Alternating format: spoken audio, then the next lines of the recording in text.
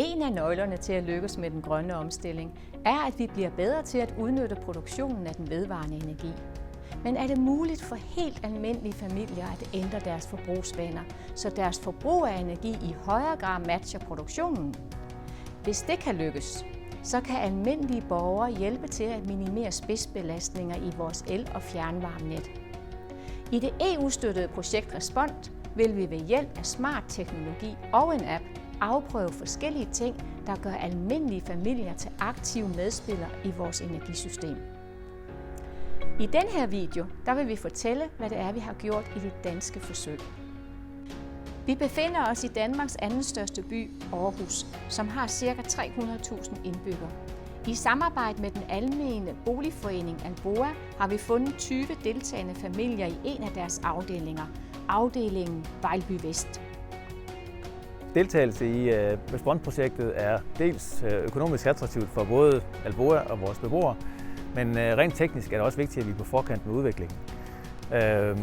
Dels for at afprøve klimavenlige og miljørigtige løsninger, men også for at få et brand. Vi kan godt brande os på at være miljøvenlige, og den grønne profil kan vi godt lide. Og heldigvis er mange af vores beboere med på ideen, så Respond-projektet falder rigtig godt i hak med det, vi gerne vil. Vejlby Vest, afdelingen herude, har fået opført i sin tid et solcelleanlæg, som var på det tidspunkt det største anlæg opført på boligtage. Så det er ret stort. Det producerer en del strøm. Det producerer mere strøm, end der egentlig kan bruges på det tidspunkt, hvor det bliver produceret herude. Så målet med det her projekt er også at flytte forbruget, sådan at det strøm, der bliver produceret, det bliver brugt, når der er behov for det. Vores håb er jo, at vi kan spare på den måde omkring 200.000 om året, hvilket er ret attraktivt for beboerne. Der kan opstå sådan en besparelse på 10%, fordi det bliver solgt ret billigt på nettet, hvis man ikke bruger det selv, strømmen. Så hvis vi kan flytte det forbrug til, når forbrugerne ønsker det, så vil det være attraktivt. Altså eksempelvis opvaskemaskinen eller vaskemaskinen starter midt på dagen, når solen er der, i stedet for at den starter, når forældrene kommer hjem fra arbejde og starter det hele. Det gør alle andre også jo.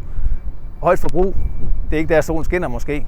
Lad os flytte det til, når solen skinner. Det kunne være rigtig fint, og det er det her projekt, det går ud på at se, om man kan ændre adfærden hos beboerne. Ved hjælp af en app kan familierne sammenligne sig med naboerne og se, hvor meget solcelleproduceret strøm de bruger i forhold til deres naboer. Samtidig kan forskerne fra Aalborg Universitet afprøve forskellige ting, der skal motivere beboerne til at flytte elforbruget. Familierne modtager f.eks. en besked om, hvornår der er overproduktion af solcelleproduceret strøm, og hermed en god idé at starte hårde hvidevarer som opvaskemaskine og vaskemaskine. Familierne har fået installeret intelligent udstyr, der blandt andet omfatter intelligent varmemåler, temperaturføler, fugtighedsmåler samt måler på henholdsvis opvaskemaskine og vaskemaskine. 10 af de 20 familier har også fået installeret nye intelligente termostater, der kan styres eksternt af forskerne. Projektet afsluttes til oktober 2020, og på projektets hjemmeside der kan du finde mere information om projektet og dets resultater.